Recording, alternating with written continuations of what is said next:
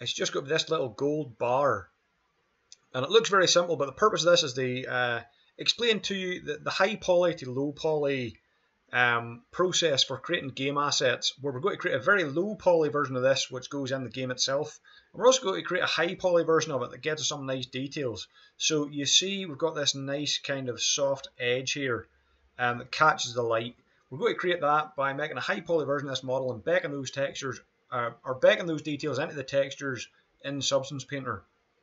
So this will be a short little project. I've got to split the video into 2 parts, and let's just get stuck into it. So the first thing we're going to do, we're going to go to 3D Studio Max. I'm going to start very simply just with a little box. And we're going to create a little box, and it's going to be 30 centimeters by, let me see, we'll go 12 centimeters, and we'll go 8 centimeters height. Might not be exactly the same as the one on the photo, but close enough. So I'm going to I'm not going to right click just yet. I'm going to hit my move tool, and I'm just going to right click these little arrows here and zero that out so it's on the origin point and it's sitting on the ground. So I'm going to right click, convert to editable poly. I'm going to select my polygon mode. I'll select this top surface, and all I'm going to do is give it that kind of gold bar shape. Just scale this in ever so slightly, not making any exact kind of measurements, just eyeballing it and pulling it in a little bit there. Just give it that kind of tapered gold bar kind of shape. Okay, we'll come out of polygon mode. I'm just going to rename this as prop gold bar low poly. And what I'm going to do now, what should I do now? A couple of things I need to do. The order doesn't really matter what we do them in. I'm going to right click this, and I'm going to choose clone. If my laptop would ever catch up. I don't think it did. Clone, there we go. And I just want to create a copy of this. I'm going to call this prop gold bar high poly. There we go. Now let me see, which one have I got selected? That's a high poly one. So I can see here just the one I've got selected. Because they're both on top of each other, I can't really see which one's which. But I've got high poly selected. I'm just going to right click and go hide unselected. And that way the other one that's underneath won't also be there. So we should have 2, but if I move it I can only see there's 1. I'm going to hit F4 on my keyboard just so we can see the frame here. I'm also going to change the colour of this one. It's worth having them both on different colours anyway, so you can tell the low from the high, but also I'm just changing it so you can better see my poly frame here. So this is going to be my high poly. First thing I'm going to do, go to edge mode. I'm going to select all my edges. Just make sure everything's selected there. And I'm going to chamfer this. And 1 centimeter is too much, but we'll bring that down to maybe 0.3 of a centimeter, 0.4.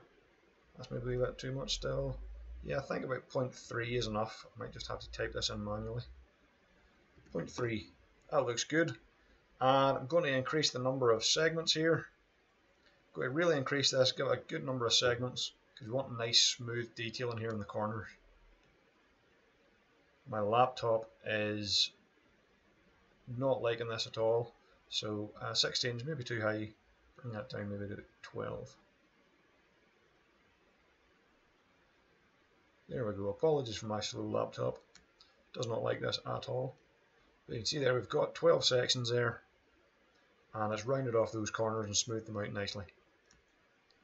Next thing I want to do, if we look back at our photo here, I've got this kind of indent on the top, and then I've got the text in the middle that just says gold. Now you might not need this, probably won't get that on a real gold bar, but I'll show you how to do that just so you know how to sort of generate 3D text in 3D Studio Max. So what we're going to do here, we need to do something slightly complex with this. We need to subtract a wee bit of this shape out with an operation called a Boolean. So here's what we're going to do. We're going to go to let me see, extended primitives, is this what I want? Chamfer box, yes. So in our little create panel, we're still in our primitives mode, but we've changed this to extended primitives, and we want the one called chamfer box. And if I just draw this out to the side here, you'll see what a chamfer box is. It's very similar to a box, but with chamfered edges. And I just want a very, very slight chamfer on there, like so. And what I'm going to do is, I'm also going to move this one just to the 0 point there, and then move it up. And then I'm just going to manually eyeball this, go to the modifier panel so we can change the length, etc. I am going to increase the fillet segments just so it's a little bit smoother. My fillet radius, I'll maybe bring that down just a little bit. And then looking from the top, how big do I want this to be? Maybe just a little bit longer and a little bit wider. There we go. Probably not the exact same as a photo, but it's okay. Same process. So what I want to do now is I want to move this down just enough that the whole fillet is in there. So that bottom side of the fillet. We're not really worried about the top, we're just the bottom. There we go. So now I've got these two pieces. And what I'm going to do is select my main gold bar. I'm going to go back to my create panel.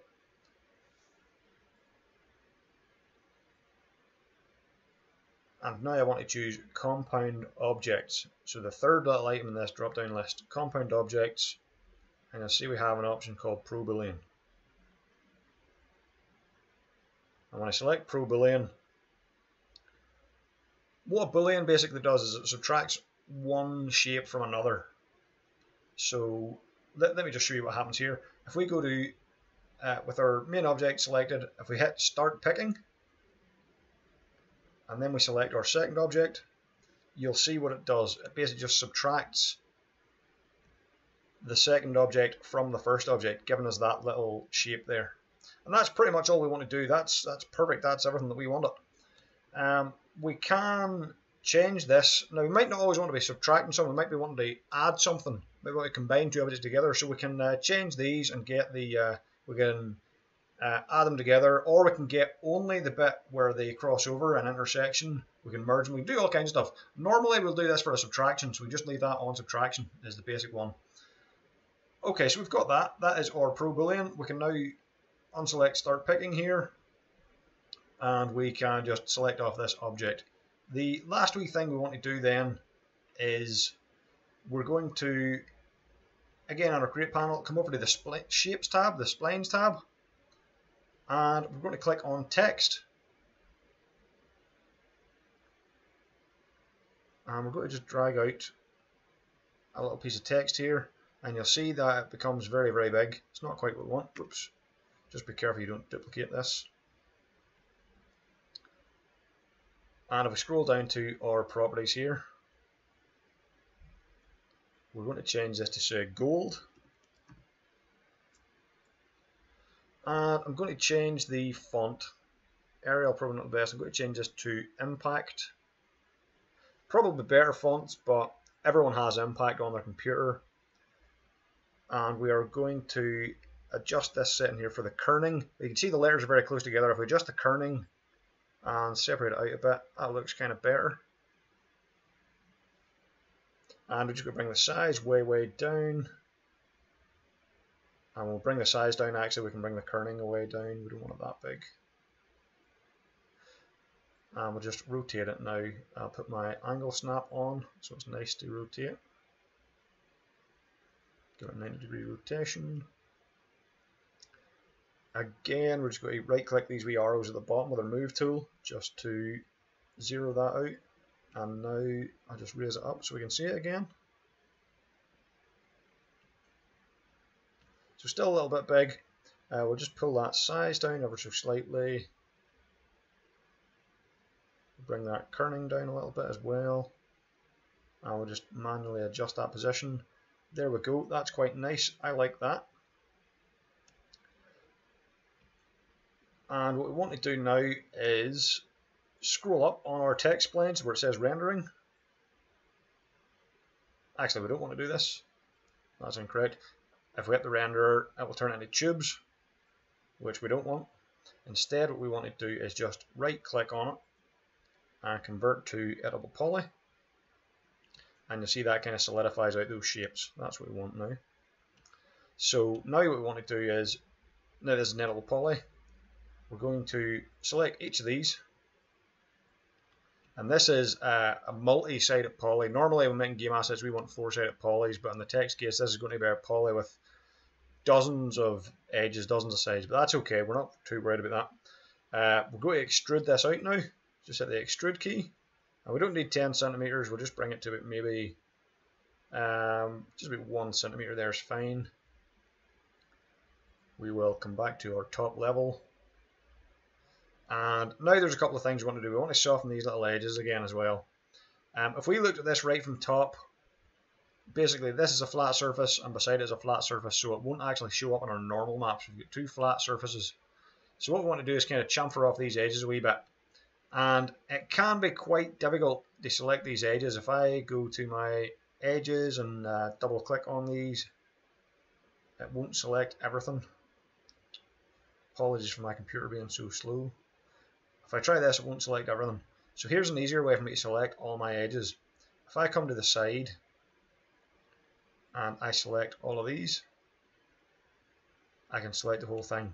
Now, what may happen, you might not get this result, if I change this little box over. Now the box isn't working. There we go. So what might happen is if you try to select all these top objects, you might actually end up selecting all these edges as well. We don't want these. We literally just want those top, the top face edges. So if I just change this little button here, beside the move tool, the one that says window crossing, what this represents is if I select an edge at all, it will be selected. Whereas if I swap this over, now I have to do more than just click on the edge. I have to select the entirety of that edge in order to select it. So my selection box has to go the entire way around it in order to select it. And that's good because that means that we can now draw a selection box over this top surface here. If we look at it at this nice low angle, that'll mean that all these side edges aren't getting fully selected. So we can select like that. That will select all these edges on top. And now if I hit chamfer,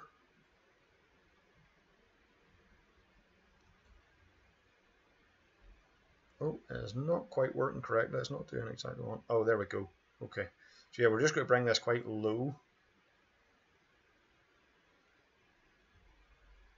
And I also want to deselect that edge there.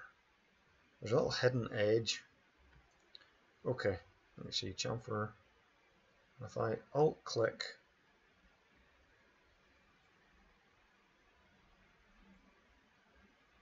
on you, it's not letting me alt click on that. It is. There we go. We've alt clicked on that.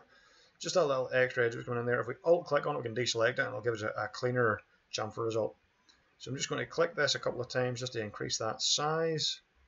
Maybe to about 0.1 centimeter. And again, we'll up our number of segments.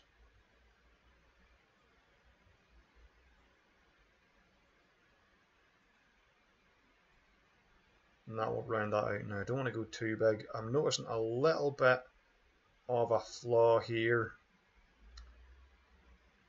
I'm not going to worry too much about it. I'm not going to worry too much. I'm just going to hit OK. It's not a perfect result here. I'm not sure why, but it's good enough that we've got a little bit of roundedness around the edges here. A little bit tighter at the top and the inside, but I'm not going to stress it too much. That'll do lovely. I'm going to just repeat that process for the other three letters now. I'll select you guys. I'm going to chamfer you. And we can see this one's getting a much better result. It's funny, some letters just doesn't like them. Just hit OK. Just use the same settings. Your chamfer will keep the same settings as before.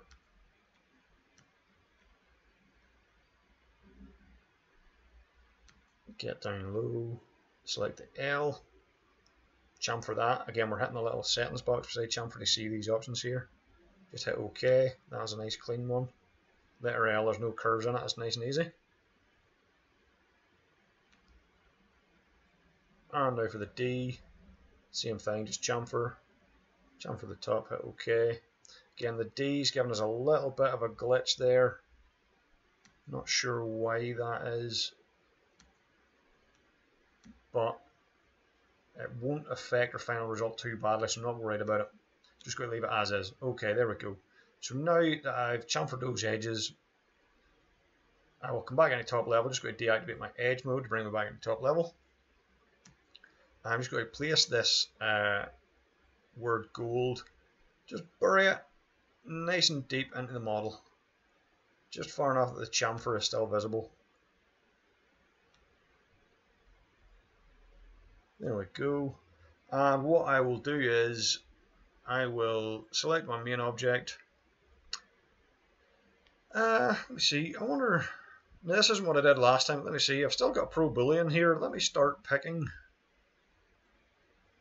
And I'm going to choose merge instead. That should work. Oh yeah, that worked lovely. So now what that's done is it's merged those two objects. It's kind of very similar to using the attach function, but if we hit F3 to see the wireframe, the wireframe's still there. Okay. Yeah, no, that's good. That's grand. That'll do. So now we've got this high poly version of the object, and it's all one single object. Technically, we maybe wouldn't have had to have attached that. We could have still exported this as separate objects, but I like to have it all as one. Okay, so let me just see. We're in top level. That is our high poly model. Oops, don't need to select that. That's our high poly object. And what I want to do now is there anything else I need to do to this before I go? No, I think that's good. That's okay. I want to select this high poly version. We go File, Export, Export Selected. And we will save this. Let me see. Let's go bar. This will be gold bar high poly.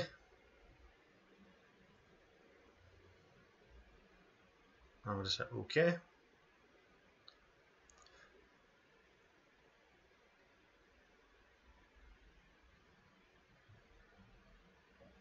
We've got a little bit of an error here. Hopefully it shouldn't cause any problem. We'll just hit OK. Hopefully it'll not cause any problems. We'll check it later if it does. And then what I want to do is if you recall earlier on, I hid my low poly gold bar. So what I want to do is now hit unhide all. And you'll see there's the piece of white from my low poly. So now I'm going to actually just select the high poly and choose hide selection. And that'll hide the high poly, just leaving the low poly behind. Now we want to work in the low poly a little bit. All we want to do is go to our material editor, hit M on your keyboard, and we want the compact material editor. Now, you might get the slate material editor, which looks like this if it appears on my screen. Any minute now. There we go. This might be the screen you get for your materials when you press M on your keyboard. But we actually want this to be the compact material editor. So just make sure that says compact material editor. And I'll swap it over to this one with the little circles. So what we want to do here is take this top left material. We're going to call it gold. Just call it gold bar. In fact, we'll put a little underscore in there. I like to use underscores instead of spaces. And we'll drag this onto our material. You'll see it'll change the color there. And then we want to, in our modifier panel, add an Unwrap Uvw modifier. Unwrap Uvw. Just going to give this a very, very quick unwrap. So there we go. With the unwrap on, it'll break it up for us. If we go to Open UV Editor and open this up nice and big, you'll see that the unwrap isn't anything special. It's just breaking those into pieces and stretching them out to the square. That's no good. So we select all of those. If I select them, it should be in your polygon mode here. That should be highlighted blue in order to select all these and turn them red. And we drag over and select everything. You'll see that it selects everything else on the model as well. What I just want to do for this is go mapping, flatten mapping, hit OK. Now normally we don't want to use flatten mapping because it's a very terrible way of unwrapping, but when this is literally just a six-sided little shape, flatten mapping is good enough. It's giving us nice shapes here. There's not too much of the UV space being wasted up here. This will give us a good result. So that's all we want to do. Hit File and Close. And now we want to, we'll just go back to top level. So right click that, hit top level, and we'll just select over it there. And we'll go File, Export, Export Selected again. And this is going to be our gold bar low poly.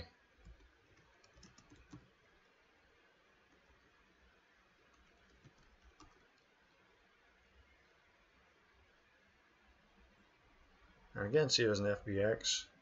Hit OK. Now this one didn't give us any warning messages. Hopefully the other one is fine. But that's everything we want to do in 3D Studio Max. That is the low poly and the high poly made, and we're going to do in part 2 is take those into Substance Painter and back those high poly details onto the textures for the low poly mesh. So we're going to end this video here, and I'll see you in part 2 when we go to Substance Painter. So thank you very much. Last thing we'll do, we'll just save our file actually. Should have done that already. Would have been good practice. Just enter gold bar, enter tutorial, gold bar, and leave that as a max file. There we go. So I'll see you in part 2. Thank you very much. If you have any questions, leave them down below, and I'll see you over on the other side.